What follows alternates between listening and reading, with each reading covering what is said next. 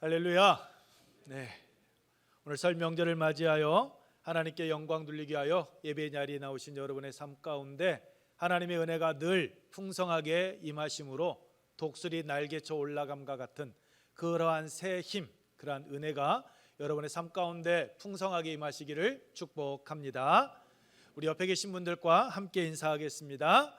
행복한 애운교회 참 잘 오셨습니다.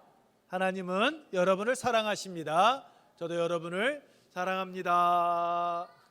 감사합니다. 네, 우리 동아가 한마디 했습니다. 네, 오늘 설입니다. 설 이렇게 아침에 함께 모여서 예배드리는 것 하나님의 은혜인데 우리 옆에 계신 분들에게요 정말 따뜻한 미소를 머금고 사랑의 눈빛으로 우리 덕담 한마디 그리고 축복의 말 우리 함께 건네도록 하겠습니다. 함께 인사합니다. 여러분 새해 복 많이 받으시고 올해 계획하시고 소망하신 모든 일들 주님 안에서 아름다운 열매 맺기를 주님의 이름으로 축복합니다. 사랑의 눈빛으로 인사를 하라고 했더니 누구라고는 못 밝히겠는데 집사님이 남편 찌르면서 뭐라고 하는 것 같아요.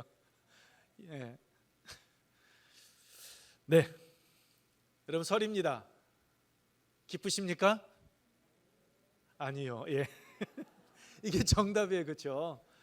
설이 참 기쁜 날이기도 합니다. 그런데 마음의 부담감을 떨쳐버릴 수 없는 날이 여러분 설이기도 하지요.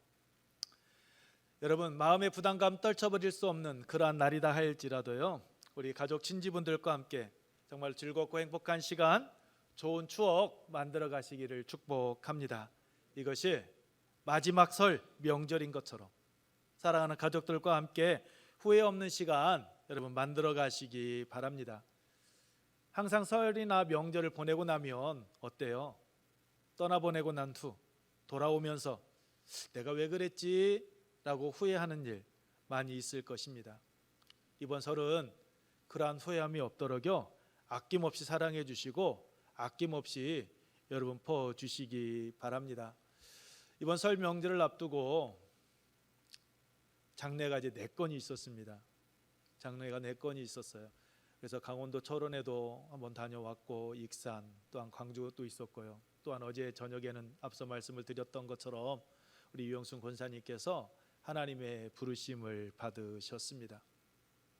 함께하고 싶은 설이었지만 함께하지 못함으로 인하여서 눈물 짓는 우리 지인들이 참 많이 있습니다. 여러분들 그거 잊지 마시고 정말 사랑할 수 있을 때 사랑하고 안아줄 수 있을 때 안아주시면서 정말 이번 설이 그 어느 설보다도 여러분의 인생에 있어서 기쁨이 있고 감사가 넘치는 그러한 설이 되었으면 좋겠습니다. 여러분 요즘 많은 사람들이 이구동성으로 이야기합니다. 너무나도 힘들다라고 말입니다. 그런데 이렇게 힘들 때 설을 맞이하게 되었습니다. 집안 어르신들을 비롯해 수많은 지인들을 만나게 되는데 여러분 우리가 어떻게 할 때 만선의 기쁨을 누리는 그 베드로와 같은 기쁨의 설을 여러분 우리가 보낼 수 있을까요? 금요일 저녁이었습니다. 제 아내가 저에게 이야기를 해요. 여보 도시가스비가 너무 많이 나왔어 라고 말입니다. 지난번보다 2배가 나왔다고 이야기합니다.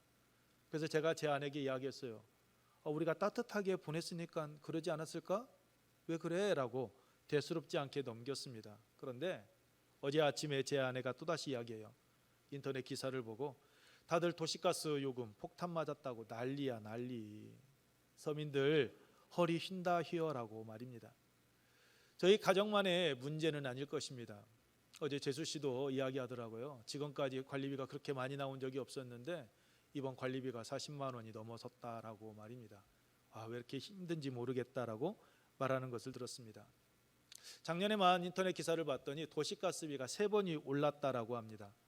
러시아와 우크라이나 전쟁을 핑계로 인해서 여러 가지 물가가 지금 계속 오르고 있습니다. 정말 올랐으면 좋은 임금은 오르지 않고 오르지 않았으면 좋겠다라고 하는 서민들 물가만 오르고 있으니 한숨만 절러 나오는 것이 오늘 우리가 처한 현실입니다. 이런 우리의 현실이요 밤이 새도록 수고하고서도 고기를 잡지 못해 빈 그물을 씻던 베드로의 그 허무한 마음과 비슷하지 않냐라는 생각을 하게 됩니다. 하루 벌어 하루 먹고 사는 서민이었던 베드로가 빈 그물을 씻을 때 그의 마음 아마 착잡했을 것입니다. 자신을 기다리고 있는 가족들을 생각하였을 때 마음이 그리 편하지만은 않았을 것입니다. 그동안 벌어놓은 곳이 있어서 오늘 내일 끼니 걱정하지 않아도 된다 할지라도 앞으로도 계속 이런 일이 계속되어지면 어떻게 살아갈 수 있을까라는 아마 여러 가지 생각들을 하지 않았을까 생각해 봅니다. 솔직히 베드로가 그날만 빈 그물이지는 않았을 것입니다. 왜냐하면 한 마리의 고기도 잡지 못했음에도 불구하고 베드로는 포기하지 않습니다. 5장 2절 말씀과 같이요, 그가 빈 그물을 씻었던 것이 그 증거입니다. 무슨 말입니까? 오늘은 빈 그물이지만 내일은 분명히 고기 잡을 수 있을 거야 라는 그 희망을 베드로는 품고 있었다라는 것입니다. 여러분, 빈 그물을 씻는 베드로의 모습과 오늘 우리의 모습 비슷하지 않습니까? 빈 그물을 씻던 베드로의 모습, 빈손으로 설 명절을 맞이하고 사람들을 만나야 되는 현실. 그래서 설 명절이 기쁩니까? 그렇지 않습니까? 했을 때 기쁘지 않다라는 답변들이 나오고 있는 것입니다. 여러분, 설령 오늘 우리가 맞이한 설이요, 베드로가 빈 그물을 걷어올린 상황과 같다 할지라도 여러분 결코 낙심하지 마시기 바랍니다. 이번 설이 베드로와 같이 여러분의 인생에 새로운 전환점이 되는 그러한 설이 될 수도 있기 때문입니다. 우리가 어떻게 할 때 이번 설이 빈 그물을 씻던 베드로가 만선의 기쁨을 누린 것처럼 우리가 곁에 있는 사람들과 함께 기쁨을 누리며 내일을 소망하는 그런 꿈꾸는 삶을 살아갈 수 있을까요? 어떻게 할 때 즐겁고 행복한 설 보낼 수 있을까요? 첫째는 우리 삶의 자리에서 하나님의 은혜를 깨달아야 합니다. 우리 함께 읽겠습니다. 시작. 삶의 자리에서 하나님의 은혜를 깨달아야 합니다. 여러분, 베드로는 5절 말씀과 같이 밤이 새도록 수고하였습니다. 하지만 한 마리의 고기도 잡지 못했습니다. 밤새 수고하였는데 빈 그물뿐이었습니다. 그런데 말씀에 순종하여 깊은 곳에 그물을 내렸더니 그물이 찢어지고 2배가 잠길 정도로 많은 양의 물고기를 잡았다라고 성경은 말씀합니다. 우리 6절 말씀입니다. 함께 읽겠습니다. 시작. 그렇게 하니 고기를 잡은 것이 심히 많아 그물이 찢어지는지라. 아멘. 여러분, 이 말씀을 보게 되면 고기를 누가 잡게 한 것입니까? 누구예요? 예수님이십니다. 전문어부 베드로의 노하우가 아니었습니다. 어려서부터 갈릴리 바다에서 잔뼈가 굵은 전문어부 베드로가 땀 흘리며 수고하였기에 그가 만선의 기쁨을 누린 결과가 아니었습니다. 예수님의 말씀에 순종하고 나아간 결과였습니다. 여러분, 창세기 26장에 보게 되면 여러분께서 잘 아시는 이삭의 이야기가 나옵니다. 아브라함 때 첫 흉년이 들었습니다. 그런데 이삭 때에 또다시 흉년이 들자 이삭은 살 길을 찾아서 나일강이 있어서 가뭄에 대한 걱정이 적고 농사를 지을 수 있는 모든 것이 풍부한 애굽으로 내려가려고 했습니다. 그때 하나님께서 꿈에 나타나셔서 말씀하시죠. 애굽으로 내려가지 말라라고. 블레셋 땅 그랄에 그대로 머물러서 그곳에 살라라고 명령하십니다. 어떻게 되었습니까? 하나님의 말씀에 순종하여 흉년이든 그 가나안 땅에 그대로 머물며 하나님의 명령에 순종하여 가나안 땅에서 농사를 지었더니 그 해에 100배의 수확을 거뒀다라고 말씀을 하고 있습니다. 창세기 26장 12절로 13절 말씀 우리 함께 읽습니다. 시작. 이삭이 그 땅에서 농사하여 그 해에 100배나 얻었고 여호와께서 복을 주심으로 그 사람이 창대하고 왕성하여 마침내 거부가 되어. 가나안 땅에 흉년이 들었습니다. 농사를 지을 수 없었습니다. 살 길을 찾아 가려고 했습니다. 그런데 하나님께서 떠나지 말라라고 말씀하시고 그곳에서 그 말씀에 순종하여 농사를 지었을 때 여러분 100배의 축복을 받았습니다. 이삭은요 삶의 자리 떠나지 않았습니다. 삶의 자리를 옮겨가지 않았습니다. 단지 이삭이 행한 것은 그 절망의 자리에서 하나님의 말씀에 순종하여 그가 씨앗을 뿌린 것이 전부였습니다. 그랬더니 하나님께서 복을 주셨습니다. 하나님께서 창대하고 왕성한 삶을 살아갈 수 있도록 해 주셨습니다. 그렇습니다, 여러분. 복은 하나님께서 주시는 것입니다. 그래서 시편 기자는 시편 73편 28절에서 이렇게 고백했습니다. 하나님께 가까이 함이 내게 복이라. 내가 주 여호와를 나의 피난처로 삼아 주의 모든 행적을 전파하리이다. 여러분 시편 73편에서 이 시편 기자가 고백할 때요, 그는 악인의 형통을 보면서 하나님께 원망을 했던 자였습니다. 왜 하나님, 악인은 형통한데 나는 이렇게 힘들어야 합니까? 나는 하나님의 말씀대로 살아가고 있는데 나에게는 왜 이렇게 괴로운 시련이 닥쳐오는 것입니까? 왜 내 뜻대로 되지 않고 왜 나에게는 아픔과 상처만 계속해서 몰려오는 것입니까? 라고 불평과 불만을 토로했던 시인이 고백하기를 마지막에 결론입니다. 하나님께 가까이 나아감이 복이었다라고 말입니다.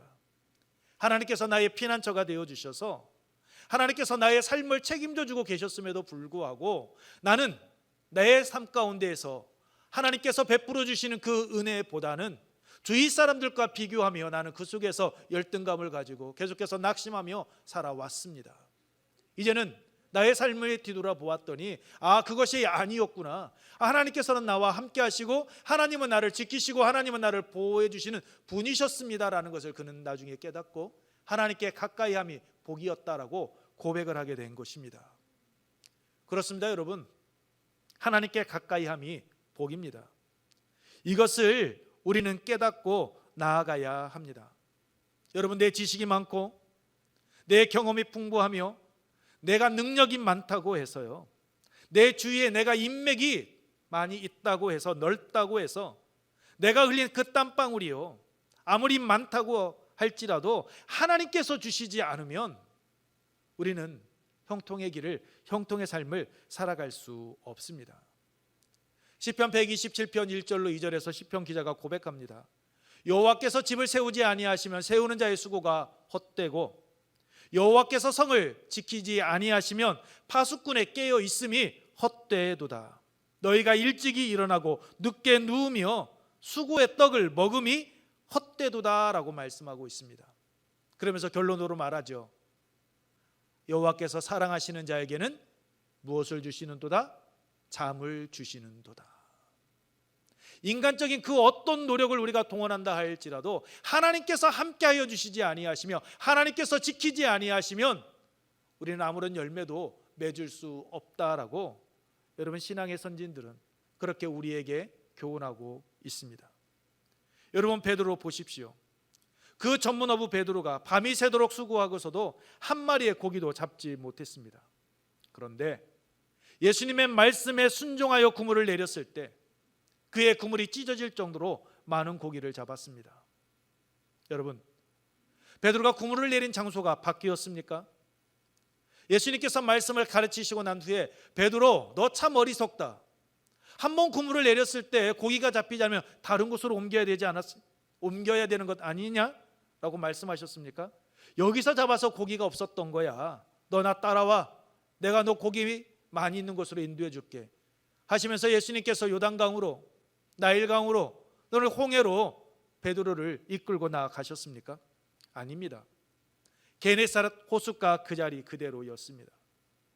밤이 새도록 수고하고서도 한마디로도 잡지 못했던 그 장소 그대로였습니다.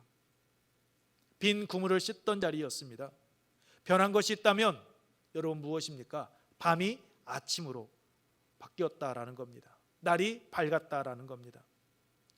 얕은 곳이 아닌 깊은 곳으로 예수님께서 인도해 갔다라는 겁니다.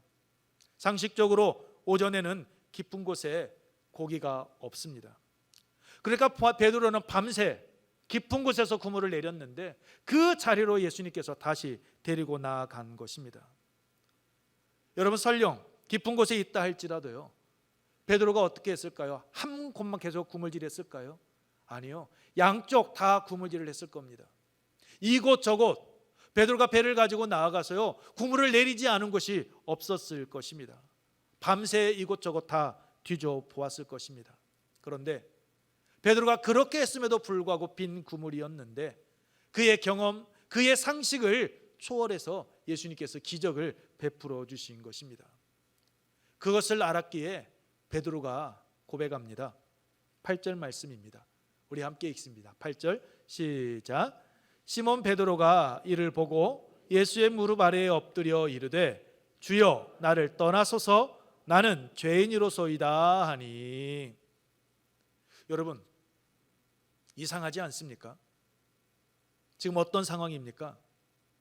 밤이 새도록 수고하고서도 한 마리의 고기도 잡지 못했다가 2배 가득 채우고 배가 잠길 만큼 많은 양의 물고기를 잡은 때입니다.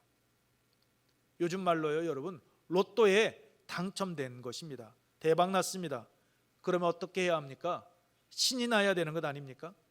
신나서 춤춰야 되는 것 아닙니까?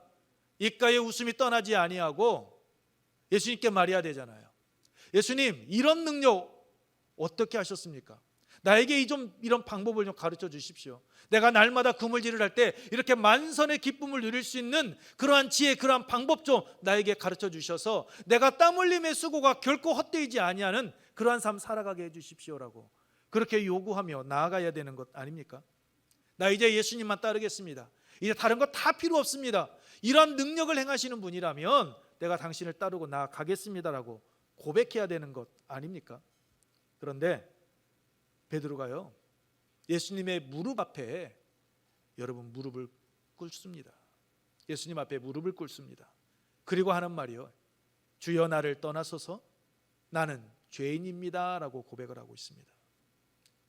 예수님께 바로 자기의 곁을 떠나주실 것을 요청합니다. 왜냐하면 예수님의 가르침과 그 기적을 경험하면서 예수님께서 그 인간 그 이상의 존재임을 알게 된 겁니다. 수많은 선생들에게, 랍비들에게 가르침을 받았는데 예수님의 가르침은 그 수많은 선생과 랍비들과 무엇인가 분명히 다르다라는 것을 그는 예수님의 앞선 가르침 그리고 예수님께서 행하신 이 일들을 보고요 깨닫게 된 것입니다. 예수님께서 신적인 능력을 소유하신 분이심을 알게 된 겁니다. 그래서 예수님의 무릎 앞에 엎드려 꿇은 것입니다. 전문 어부로서 그 자신의 모든 자존심 다 내려놓습니다. 여러분, 베드로가 예수님을 처음에 어떻게 불렀습니까? 5절 말씀을 보십시오. 선생님이라고 불렀습니다. 예수님의 가르침에 놀라서요 그 권위를 인정하고 선생님이라고 부른 것입니다. 그런데 고기를 잡고 난 후에는 무엇이라 부릅니까?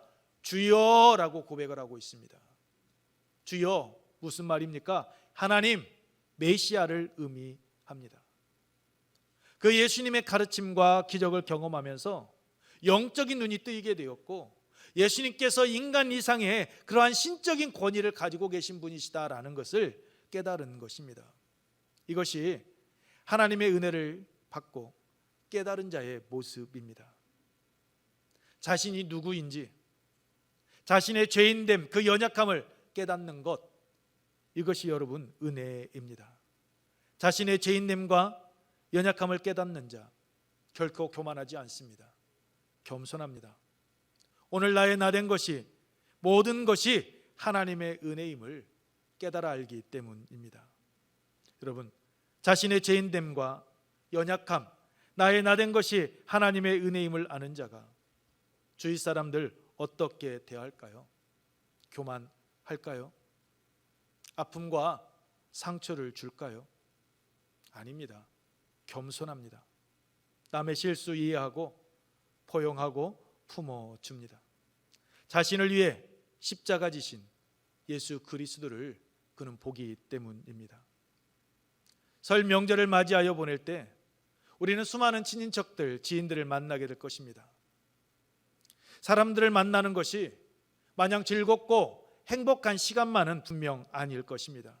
아픈 일, 섭섭한 일, 화나고 짜증나는 일들 겪을 수 있습니다.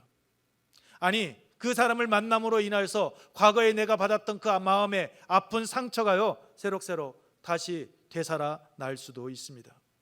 이때 자신의 죄인됨을 깨달은 베드로와 같이요, 내가 주님께 받은 그 은혜를 우리는 생각하며 나아가야 합니다.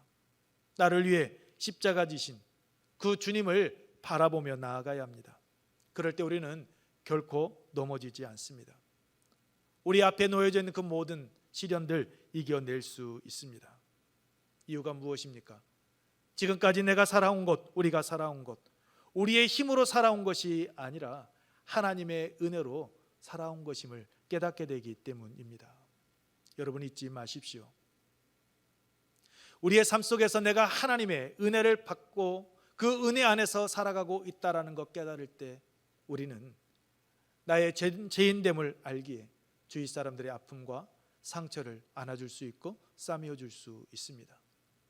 그 안에서 하나가 되어줄 수 있는 것이고, 그 안에서 우리를 향한 하나님의 뜻을 깨닫고 한 걸음 한 걸음 더 가까이 주님의 영광을 위하여 나아갈 수 있습니다. 여러분, 설을 맞이하여 수많은 우리 가족들, 지인들을 만나게 될 것인데, 여러분, 만선의 기쁨을 누리는 베드로와 같은 그러한 설을 보내기 원하신다면 여러분이 하나님께 받은 그 은혜와 그 사랑을 기억하시고 그 사랑으로 여러분 주위에 있는 이들을 안고 품어주시기 바랍니다. 그럴 때 여러분의 삶의 자리 가운데 만선의 기쁨을 누리는 그러한 행복한 설 보내게 될 줄로 믿습니다. 두 번째로, 우리가 만선의 기쁨을 누리는 즐겁고 행복한 설을 보내기 위해서는 나를 희생해야 합니다. 우리 함께 읽습니다. 시작.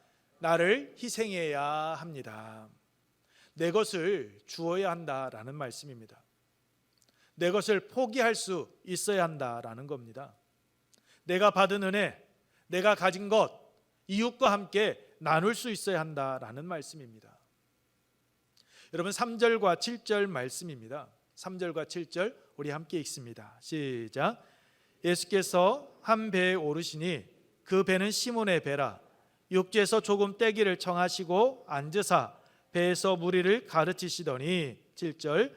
이에 다른 배에 있는 동무들에게 손짓하여 와서 도와달라 하니 그들이 와서 두 배의 채움에 잠기게 되었더라. 아멘. 베드로는 고기는 잡지 못했지만 그날 자신이 할 일을요 이제 끝낸 상황이었습니다. 그래서 2절 말씀과 같이 내일을 위하여서 빈 그물을 씻었습니다. 또한 3절 말씀과 같이 자신의 배를 육지에 이미 끌어올려 놓은 상태였습니다. 고기를 잡았든 못 잡았든 오늘 할 일 이제 다 끝내고 이제 쉼을 준비하고 있는 때였습니다. 그런데 예수님께서 그 배에 오르셨습니다. 여러분, 이 배가 어떤 배입니까? 2절에 어부들이 배에서 나와서 라고 말씀하고 있듯이 베드로와 어부들이 내린 배입니다. 베드로와 어부들이 내린 배, 즉 밤새껏 일하고서도 한 마리의 고기도 잡지 못하여서 허망한 마음을 안고 내린 그 배에 예수님께서 다시 오르신 것입니다. 당신을 따르는 무리를 가르치기 위해서 말입니다. 여러분, 솔직히 예수님의 이 부탁, 이 청함 짜증나는 일 아닙니까? 허망한 마음을 안고 그 배에서 내렸습니다. 그 쓰나린 마음을 안고요 그물을 씻고 있고 이미 배를 육지에 올려 놓았습니다. 그런데 일면식도 없는 사람이 자신의 현재 상황을 아는지 모르는지 자신을 따르는 그 무리들을 가르치겠다라고 다시 그 게네사렛 호숫가에 배를 내리라고 하였을 때 여러분 속에서 열불나지 않을까요? 밤새 수고하고서도 아무런 결과가 없어서 허망한 가운데 지친 몸 이끌고 그물을 씻었고 배를 이미 육지에 올려놓았는데 다시 배를 내려라? 얼마나 짜증날까요? 속에서 화딱지가 날 겁니다. 아니, 그 내리기 전에 너 배 한번 내려. 그러면 내가 너 오늘 밤새 수고한 거 내가 너 책임져 줄게. 너 오늘 헛수고한 거 내가 다 책임져 줄 테니까 걱정하지 말고 내려. 이렇게 말씀하신 것도 아닙니다. 단지 자신을 따르는 사람들을 가르치기 위해서 그 배를 호숫가에 내리라라고 이야기합니다. 얼마나 짜증이 날까요? 화가 날까요? 그런데 베드로는요, 그 예수님의 말씀을 듣고 예수님께 그 배를 내어 드렸습니다. 뿐만 아니라 6절로 7절 말씀과 같이 물고기가요, 국물이 찢어질 정도로 엄청 많이 잡혔습니다. 다른 배에 나누어 실어도 2배에 잠길 만큼의 많이 잡혔습니다. 그런데 그런 횡재를 한 베드로가 다른 배에 있던 동료들에게 도와달라라고 여러분 불렀습니다. 여기서 도와달라라는 말은요, 함께라는 전치사 쉰과 붙잡다, 받아들이다라는 람바노이가 합쳐진 말로요, 쉴람 베스다이다라는 단어인데, 이 달은요 함께 잡다라는 의미입니다. 무슨 말입니까? 단순히 일손이 필요해서 도와달라, 헬프미, 나 너무 힘들어, 나 좀 도와줬으면 좋겠다라는 말 아니라라는 겁니다. 베드로가 와서 도와달라라고 했다라는 말은요, 사전에 보았더니 이렇게 말씀하고 있습니다. To take together라고 말입니다. 함께 잡자라고 말입니다. 함께 하자라고 이야기하고 있습니다. 단순히 내가 힘드니까 나 좀 도와줬으면 좋겠다라는 것이 아니라 우리 함께 이 기쁨을, 우리 함께 이 은혜를 나누자라고 불렀다라는 말씀입니다. 멀리 떨어져 있어서 자신의 소리가 들리지 않았던지 손짓까지 하면서 와서 도와달라고, 우리 함께 하자라고, 내가 이 경험한 이 은혜 우리 함께 누렸으면 좋겠다라고 부른 것입니다. 베드로는 분명 함께 잡게 되면 자신의 양이 줄어들 것 알고 있었습니다. 그런데 욕심 부리지 않습니다. 다른 어부들 불렀습니다. 함께 할 줄 아는 자, 나눌 줄 아는 자였습니다. 자신의 것을 기꺼이 내어놓을 줄 아는 자, 그가 베드로였습니다. 뿐만 아니라 베드로는 남을 헤아릴 줄 아는 자였습니다. 그는요, 내가 빈 그물이었을 때 옆에도 빈 그물이었다. 그들의 아픔, 그들의 상처 헤아릴 줄 아는 따뜻한 마음의 소유자였던 겁니다. 그렇기에 그러한 베드로에게 예수님께서 그러한 만선의 기쁨을 누릴 수 있도록 은혜를 더하여 주신 것입니다. 언제요? 예수님께 배를 내어 드리고 말씀에 순종하여 깊은 곳에 그물을 내렸을 때, 뿐만 아니라 욕심 부리지 않고 함께 하자라고 동료 어부들을 불러드렸을 때, 그때 일함 보람도 없었고 허무하기 그지 없었던 그 배가요, 희망과 기쁨의 배가 만선의 기쁨을 누리는 배로 변화되어지게 된 것입니다. 이 시간 설 명절을 맞이하여 하나님께 영광을 돌리고 계시는 우리 예은교회, 우리 성도들 한 분 한 분들, 우리 가족들의 삶이요, 베드로와 같이 나의 것을 내어놓을 줄 아는 삶, 그러한 믿음의 길을 걸어가기를 소망합니다. 내 것을 나눔을 통해 기쁨이 2배가 되는 그러한 은혜가 오늘 이 시간 설 예배로 나오신 여러분의 삶 가운데, 여러분의 가정 가운데, 여러분이 행하시는 그 모든 일들 가운데 임하시기를 축복합니다. 설 명절을 맞이하여 고향을 찾아오셨고 또 예배 드린 후 고향을 찾아 계시는 분들 계실 것입니다. 가족 친지들을 만날 때 내 것만 추구하지 마십시오. 내 것 내어놓으십시오. 조금 손해를 본다 할지라도 베드로와 같이요, 기꺼이 희생을 감수하며 여러분 나아가십시오. 함께하는 시간 만들어 가시기 바랍니다. 힘들고 어려운 시기를 우리가 보내고 있지만 그 힘들고 어려운 시기가 만선의 기쁨을 누리는 그러한 은혜의 자리로 반드시 변화되어지게 될 줄로 믿습니다. 요한복음 6장에서 한 나이가 물고기 2마리와 보리떡 5개를 예수님께 드렸을 때 5,000명이 먹고 남은 것을 12바구니에 차게 거둔 것과 같이 우리가 가진 것 함께 나눌 때, 내 것을 내어놓을 때 주님께서 풍성한 은혜를 우리의 삶과 가정 가운데 더하여 주실 줄로 믿습니다. 베드로의 빈 그물이 찢어지도록 많은 물고기가 잡혀 다른 배에 나눠 실게 하신 주님께서 설을 맞이하여 우리의 것을 내어놓는 그 자리에 만선의 기쁨을 누릴 수 있도록 은혜 위에 은혜를 더하여 주실 줄 믿습니다. 허망한 배가 희망과 기쁨의 배가 된 것과 같이 희망을 노래하는 삶 살아갈 수 있도록 은혜 위에 은혜를 더하여 주실 줄로 믿습니다. 여러분 모두 이번 설 오고 가는 길에 수많은 사람들을 만나게 될 때 그 만남이 주님을 만난 베드로와 같이 만선의 기쁨을 누리는 즐거운 설, 하나님께서 때를 따라 주시는 돕는 은혜를 풍성하게 누리는 삶 살아갈 수 있도록 여러분의 삶의 자리에서 하나님의 은혜를 깨닫고 나를 희생하는 그러한 믿음의 길 걸어가시기를 주님의 이름으로 축복합니다. 이 시간 우리 함께 찬양 후에 기도하도록 하겠습니다. 기도할 때 만선의 기쁨을 누리는 베드로와 같이 하나님께 받은 은혜를 기억하고 깨닫고 주위 사람들을 사랑으로 안고 품어주며 하나님께 받은 은혜 함께 나누는 그러한 즐겁고 행복한 설 되게 하여 주옵소서라고 우리 함께 찬양 후에 기도하도록 하겠습니다.